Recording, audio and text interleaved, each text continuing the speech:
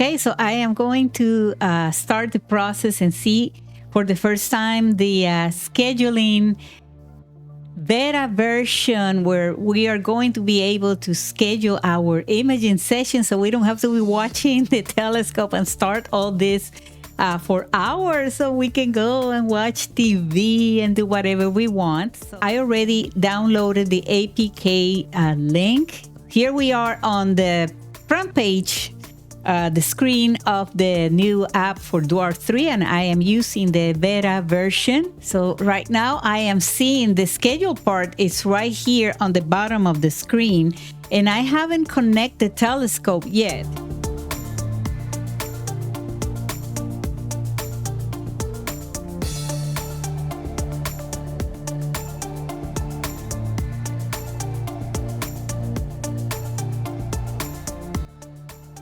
A schedule name, let's say I want to do Orion Nebula, I can put Orion Nebula, and then I can pick the date of the plan. Let's see. Oh, nice. So here we have the calendar. So this is really cool, Dwarf. And now we are going into the location, and well, the location here, yeah, this is correct. It's showing my address, but we'll just block that. Or I can do the location manually.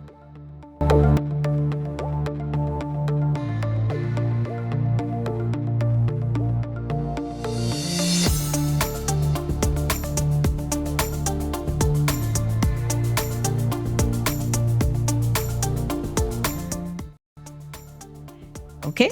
So all of that is done, and it seems that this is very simple. We just have to do here save Orion Nebula, sure enough. Oh, okay, and now it's showing me here the Dwarf 3 and the different hours.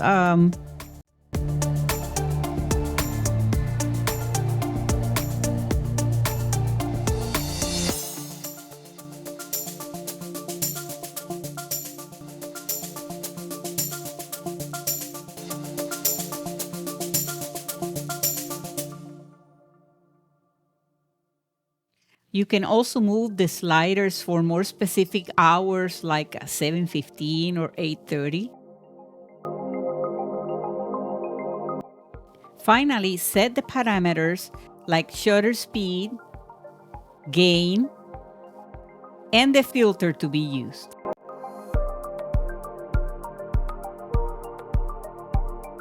Save the scheduling, but don't sync the telescope yet. To be safe, you can sync like 30 minutes before the scheduling time. Take the telescope outside. Once the telescope is in position and you know that the time is getting close, that's when you're going to sync the telescope with the app. So now it's showing that it's going to photograph from 2038 which is soon, that's 8:30, up to for a couple of hours, but I will change that. And what I need to do is I need to go outside and set up the telescope, put it out there. I'm not going to do the equatorial mode.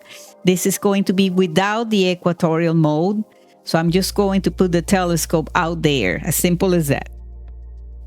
This is very important information, as I talked to Dwarf Lab about this because I was a little confused too. So there are two ways that you can do your scheduling imaging session. One of it is without the equatorial mode, without the polar line. In that case, you just take the telescope outside, put it in the position where with the clear sky and where you can see the clear stars. And that's when you're going to sync, and the telescope will do the calibration on its own when that time comes. So the telescope, it's not going to do the equatorial mode for you. You have to do that in advance if you want to use equatorial mode in a scheduling session. So you set up your scheduling session. It can be from the house, and then before give plenty of time before you know that it's going to start. Take the telescope outside and you're going to do the equatorial mode, and then you're going to leave the telescope in that position. You sync, and then it's going to start whenever the time is set to start.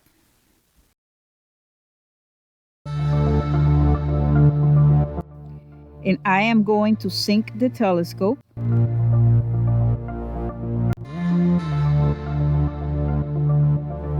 And now it is supposed to start the calibration process. Okay, so sync complete. Set up Dwarf in proper position and location. Make sure it has sufficient battery, which I have it power because it's very cold. It's like 38 degrees. Do not power Dwarf off after sync. So it is supposed to start in about 6 minutes. And it's supposed to do the calibration now. It's not polar aligned, and it's just lenses are up, and it's roughly polar aligned, and it's kind of like pointing to the north close to Polaris.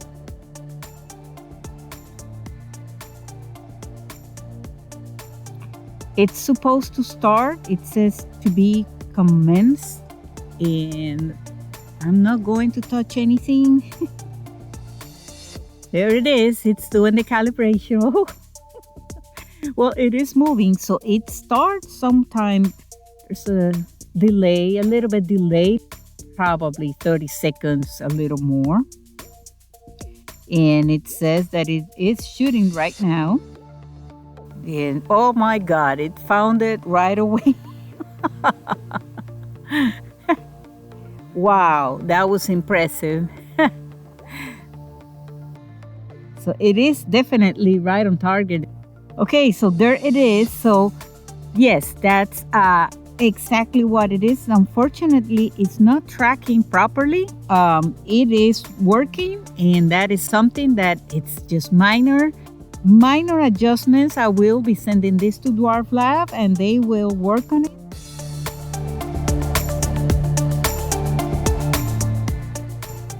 If you want to use the beta versions from Dwarf Lab, please watch my upcoming video on how to install the APK files or do the download from the Play Store or for iOS, as it can get a little bit complicated sometimes. Thank you for watching. I'll see you in the next few days.